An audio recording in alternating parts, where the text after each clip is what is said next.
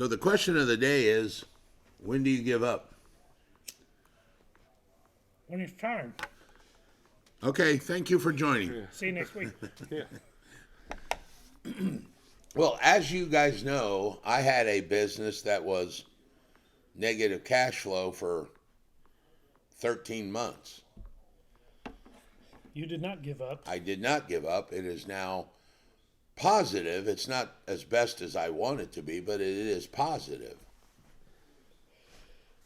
How close or how much longer should I have waited? Are there any signs? Well, here's the question. If someone had come to you with money and said, I want to buy it, would you have waited? You didn't have much of an option.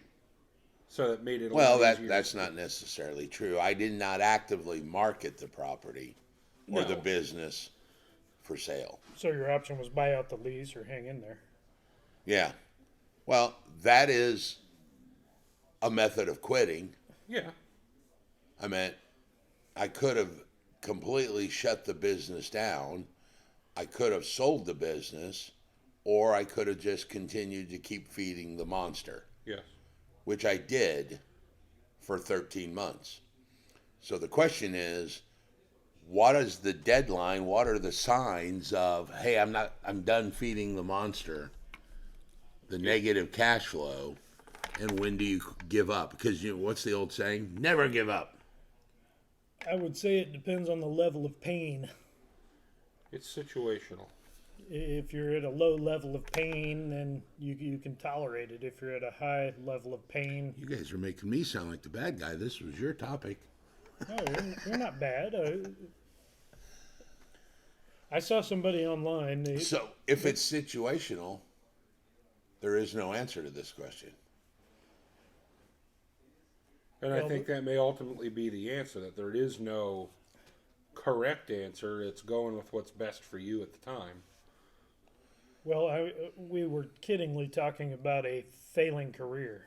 You know, if somebody's in the real estate business and they're struggling along, how long do you go before, you know, it's a, True, but I mean, it's the same analogy. That business It's still a business, yep. was failing, and how long do I keep going? Now, the only difference is if you've got a failing career like real estate or mortgage loan or insurance sales or any of that, you probably don't have a second income to feed The monster. that monster, whereas I did because of other successful businesses. So maybe there is a slight difference in that. but it was like a bee sting each month. It wasn't like your arm Yeah, was it getting was cut- it was not a huge bite. If your arm was getting cut off every month, then 2 months and you're done.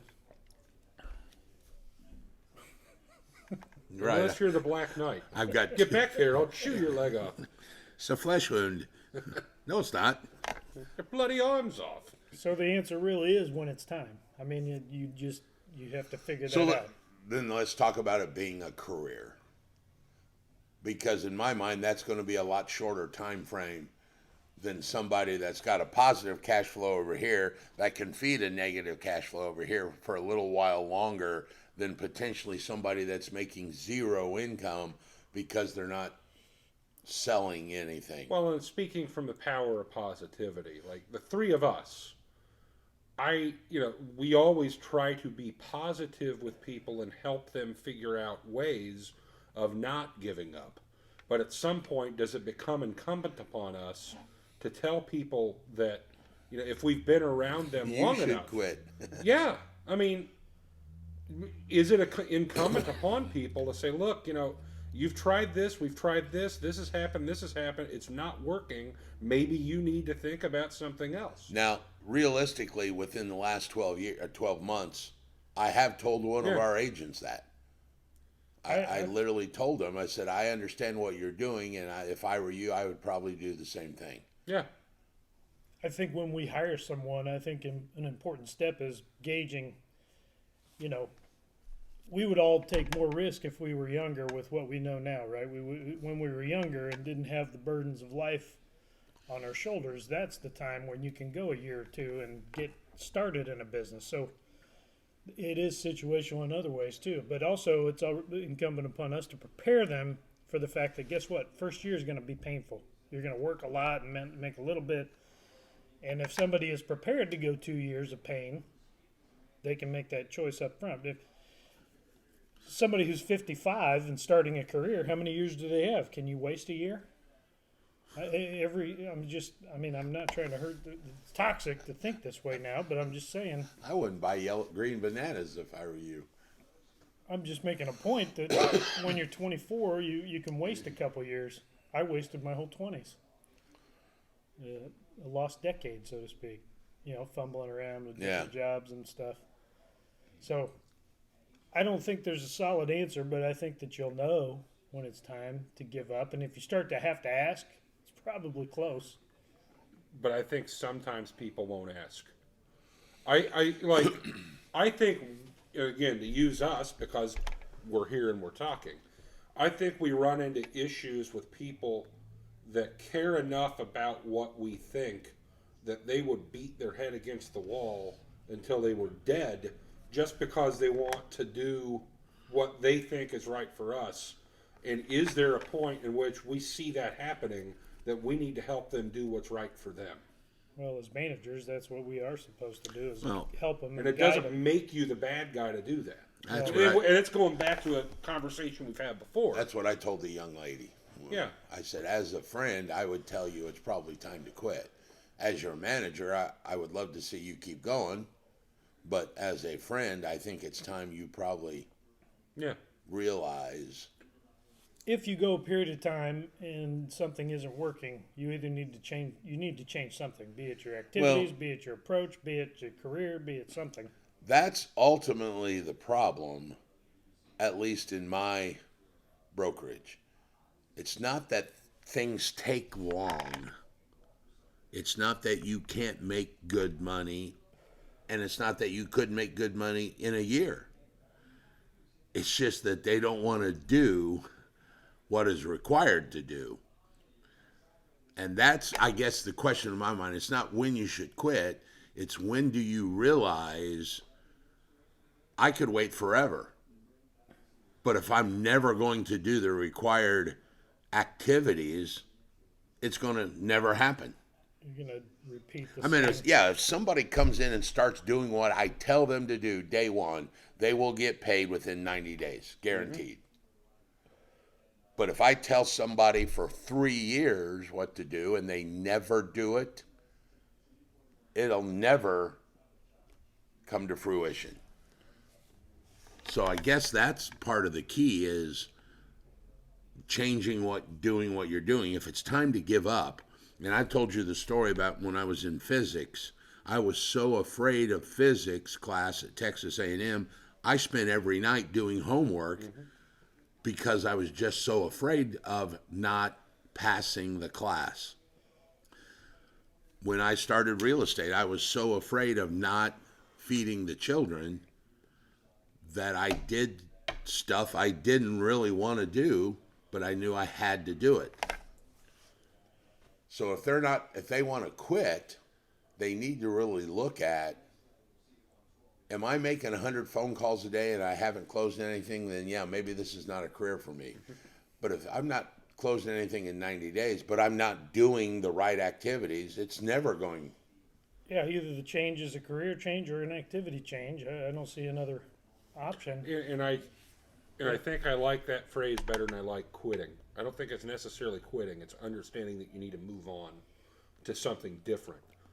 It isn't giving up. It's moving on. There's a controversial billionaire that talks and he curses people and whatnot. Pena or something. He's a Mexican communications guy, boss CNN at one point. But he says there's no such thing as failure. You're just testing. You just learned how not to make a light bulb. Well, I will tell you, if you test for 5 years and you're losing everything you have because you're testing, that's failing. Sorry. Just throwing that out there. No, Edison said, when they said you failed 294 times before the light bulb, he said, no, I didn't. I just found 294 ways it didn't work. But he also found a way to make a living during that time as well. Yeah. Okay, it wasn't wake up, test this light bulb, it doesn't work. He had 1,000 inventions. He scammed Nikolai Tesla for his... Yes, exactly. Do you know he made the electric chair to use Tesla's electricity to shame Tesla that it was dangerous, and in the end they wrote that he built an electric chair that burned him alive. Yeah. You know, caught Yeah. him in on fire. They didn't mention that it was Tesla's current, Yeah. alternating current. They said Edison did it. Yeah. So when do they determine that? I think it's coming more. The actual answer comes more to grips with when do they allow themselves to accept Yeah. and it's not a failure. That's what I told this young lady. I'm like, look, it's not. You're not a loser or a failure, because that's what she called herself. I said, this just is not a career for you. Yep, it's just not a good fit. You know, and there are definitely people that are not salespeople. I mean, we need technicians. We need that guy that'll sit in the basement and program code all day long that doesn't talk to anybody. You need those. Not everybody maybe is fitted for this. So Does this point towards the importance of a solid leader or manager or friends or somebody in your life to help you come to that conclusion? Not everybody is going to accept that easily. yeah, I mean, because I think a person never wants to accept their own shortcomings, and no matter what it is. I played in bands in high school and all that, and was going to be a rock star, superstar for 20 years. Mm-hmm.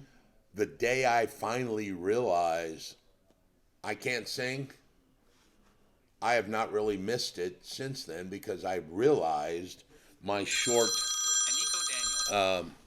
as I just did not have the talent needed to be successful. Well, as a freshman in high school, I played basketball. I pretty certainly knew my career wasn't going to go beyond high school. Yeah. If I even played varsity. You're vertically challenged for basketball. And talently challenged. Well, I can make free throws, so though, and set a screen. the day you learned that, since then, have you been depressed about not being a pro basketball player? No, I moved on to golf. Yeah. When are you going to get good at it? I made a change. I'm still trying. That's been a long test. So I guess the question is, like I was saying, you probably thought, what do I need to do to be pro? What do I need to be pro? What do I need to do to be a touring musician or a rock and roll legend? But the day that I did everything. I played in bands. I, didn't go out on Friday nights because I went and played gigs. But the second I realized that, hey, I didn't have the talent, which was hard to accept. Yes.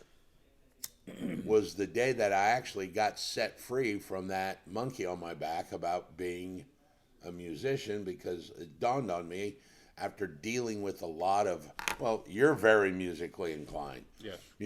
Not understanding.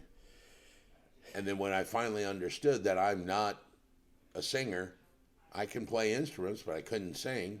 If you don't have a friend or a manager or a leader telling you, then you can also, and I heard it yesterday, listen to the market. What is the market telling you? Yeah, but I also had people that I played in bands with that told me I couldn't sing, and I'm like, well, they're wrong. Well, I think society now tells everybody that you're doing a great job. Just keep it up. Here's your You participation. can do anything you want to do. Okay, I'd like to go play in the NBA. That's what I got my, society has to be real. And I think we've gone into a la-la land. Well, I guess that's what I'm saying. I don't think even a mentor is going to convince you that this career is not right for you. Yeah, it's because it's coaching. Everyone associates coaching with coaching up. Sometimes you have to coach someone out of doing something that isn't for them. Our industry typically works itself out, finger quotes. In other words, somebody comes to that realization when they don't make a paycheck for a year, and then they kind of go find something else. Right, but I think that's what we're talking about. How can we make that person come to the realization in 9 months instead of a year? Well, we can or tell 6 months. We can tell them on day one that if you do this, this will happen. If you do this. The problem is we tend to continue to tell them that for 12 months. And not only are we extending something for them that is not going to ultimately work out, it's also a time suck from people that are going to be successful at that as well. Well, So I mean, you yeah. can't be. I mean, and that's the question for next time when we sit down and talk is how do you identify these people in the beginning so that you don't make them put their hand in a meat grinder? You and I have spent probably We'll 100 hours We'll figure that out on that on the question. next podcast. We'll solve this problem. There is no blue glowing aura around a person that says they're dedicated. Well, I think I wish there would be. That would make this job a lot easier. that's true, but wouldn't you say 9 times out of 10, within the first 10 minutes of being around that person, you have a fairly good indication of where it's going to go? I would say I don't, Okay. as the owner of the company, because you guys know the story. I know. I mean, the guy sat right there and told me everything that I wanted to hear, and I even told him that. He said, "What do you think?" I said, "Well, I think I'll take 2 weeks and to reserve my judgment because I'm so tired of hearing that." So I think people It at 2 weeks. yeah, it didn't take 2 You weeks. didn't need 2 weeks. You knew then. That's why you said, "Hey, I'll take 2 weeks." So if it can You were be- being nice. No, I was being nice on his question. Did I know that he could or couldn't do it? No, I didn't. But I knew he said what I think all upper level management wants to hear. 60 you know. or 90 days later, then you knew. Yeah. When he changed his license. Or, Well, you when know. I mean he was on Joe's team. Yeah. When Joe reached out to him 2 or 3 times and he never responded, Boom. then we He knew. knew the But I answer. mean that was still 10 or 20 days into the process. Yeah, he could have been on the phone. Well, it goes back to Bible study last night. Actions speak louder than words. Yes. So Brother, we- see a good They can sermon. tell you everything that you want to hear.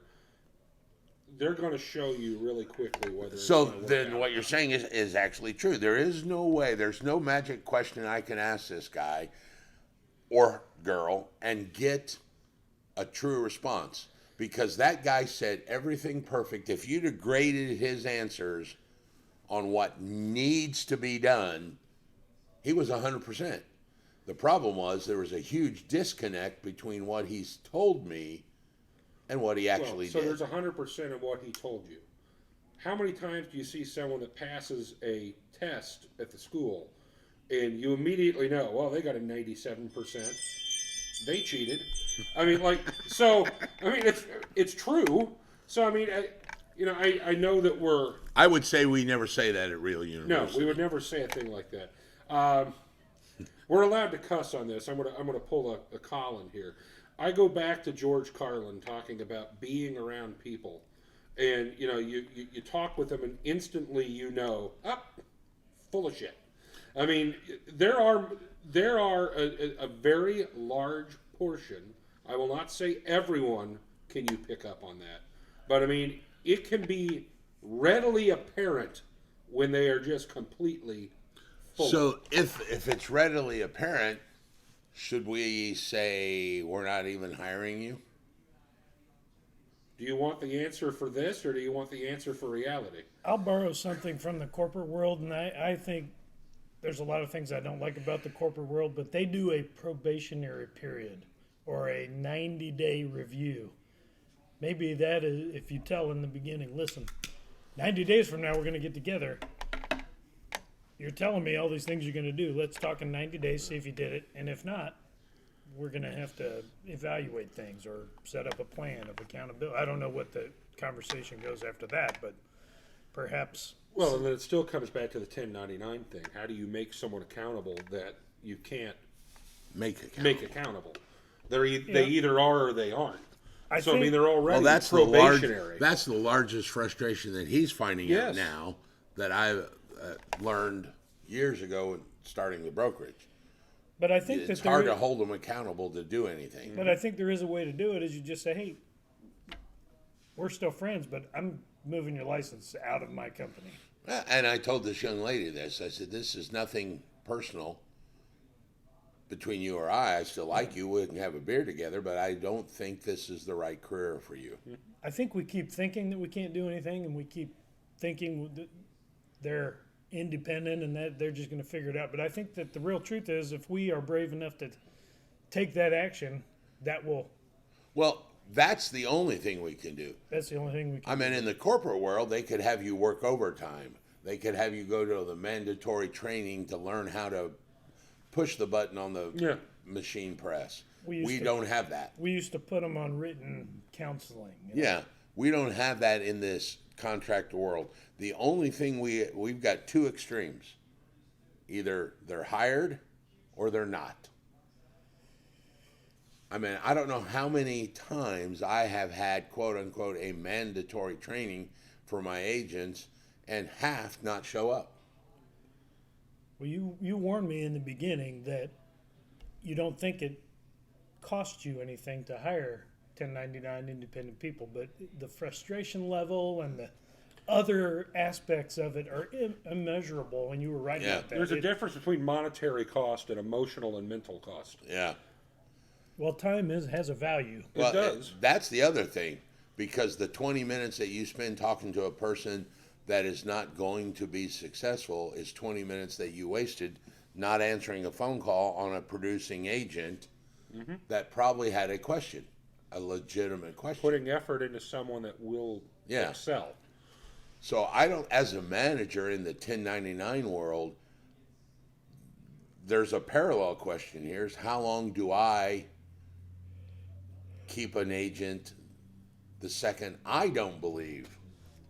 Which is why I go back to where we were in the beginning. Is it not incumbent upon us to tell someone when it isn't working for I don't them? know. Let's ask. Traditionally, it has not been done, but I think that it is the right thing to do. Because Are there people in the company that need to be gone? Yes. So then, as a good manager, we probably should just Pull the plug. accelerate that timetable. Well, We're going to work on my timetable, not yours, from here on out. And my timetable ends now. unless you like to leave your hand on a hot stove. Yeah.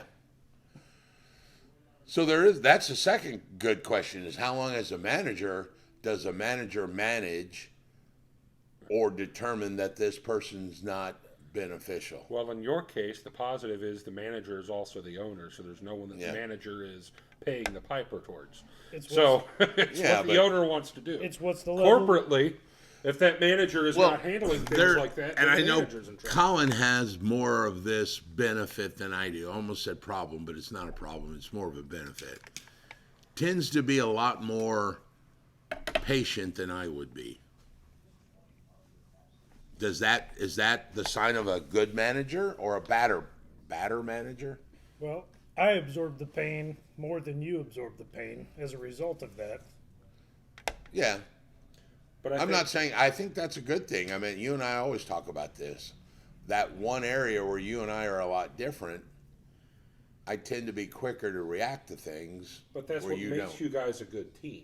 It's like being that good head coach and bringing in assistant coaches that fill the gap where you are not as good.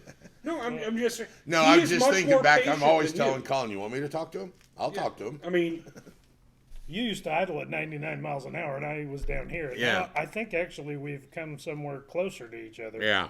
no, he's just aging. He's coming down. You haven't changed much. Yeah. But which I've noticed with my father. I mean, we all know that. Idled up here, now he's idling here. The rest of the world idles down here. But I'm closer to your father's age than I am you. exactly, and that. But But his problem now is which golf course do I play tomorrow morning? Yeah. Was it going to be 90 or 80 outside? we tee off in 20 minutes. You don't have time to tie that shoe. You better get there and stare. Yeah. Yeah. No, but the point I was making is you guys tend to fill the buckets that on a personal level you might be deficient in for the other one. And that is what makes things work well between the two of you. Yeah, there's a complimentary Yes. aspect to it. Absolutely. You can't be something you aren't.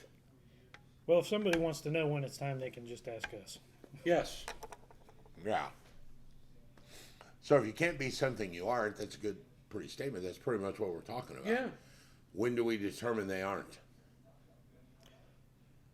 Well, you I determine think it's probably a lot sooner as a manager than managers want to, because we both feel, and you, with your team members, that it's our obligation to give them everything that's possible. Yes, absolutely. And probably we're later in the game to realize it's not them than they are, because we want to see them succeed. There's nobody in the company, I can honestly tell you without a doubt, there's nobody in the company I want to see fail. No. And I do everything I can to make sure they succeed. Why would you? So own a I would business give up then? on them after they would. Yeah. But it isn't your decision; it's their decision. But it's not my decision. I'm reminded of a phenomenon in the mortgage world where people come to me and they want to buy a house, and let's say their credit is sub level, Subpar. Yes. and I have to tell them now's not the time. They are never surprised. So I don't think anybody in a career would be surprised if we told them, I don't know if now's the time for you to be doing I mean, I think sometimes people just want to know that they want the backup to what they already feel. People do need If that reassurance. makes And that's where I It's think okay. that's where I think coaching comes in. Yes. Because this young lady, I did coach into another career, or like you said, maybe just gave her the okay. Yeah. It's Is it okay, Mom, if I quit? Yes. Yeah. You know, we always look for that. They want positive affirmation, and sometimes positive affirmation may be something, people would say that leaving a profession could be negative. It's not always negative that you leave. It could be a net positive for everyone. I would say that a successful firing is when it's their idea. You've gone through this. Yes, I got him to believe it was his idea to quit. And that was happy for he was happy, you were happy, everybody was happy. Is that a successful fire? I mean, I don't know how to. That was probably the best firing, when he left the office thinking he had a good idea to go to another company. That's a damn good idea for you. You did not have to release his license. Yeah.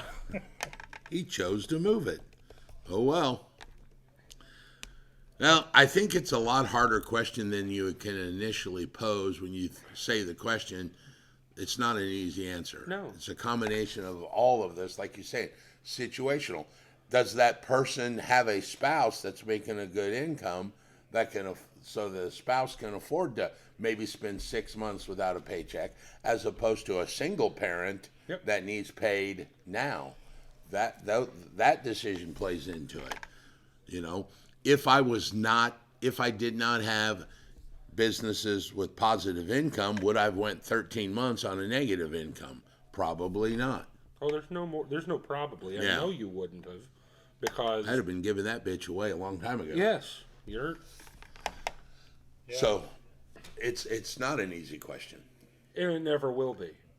But I don't think there's a line anywhere that. Yeah. you But know, I mean, I think that there again, the important thing is it doesn't. I don't think it makes you bad if you hang on forever trying to help someone, and I don't think it makes you bad if you recognize that it's not going to happen and you tell them. well, let me get my list started. I know it's just not. It doesn't make you bad either way. Where you're coming from, it isn't coming out of spite. It isn't coming out of meanness. It's coming out of genuinely trying to help someone. Whether you're trying to help them be better at what they're doing or help them realize that this is not what they should be doing. tough It love isn't. is love. It is. There you go. Tough love is still love. All right. All right, we done? That's a wrap. That's a wrap. Adios, everybody.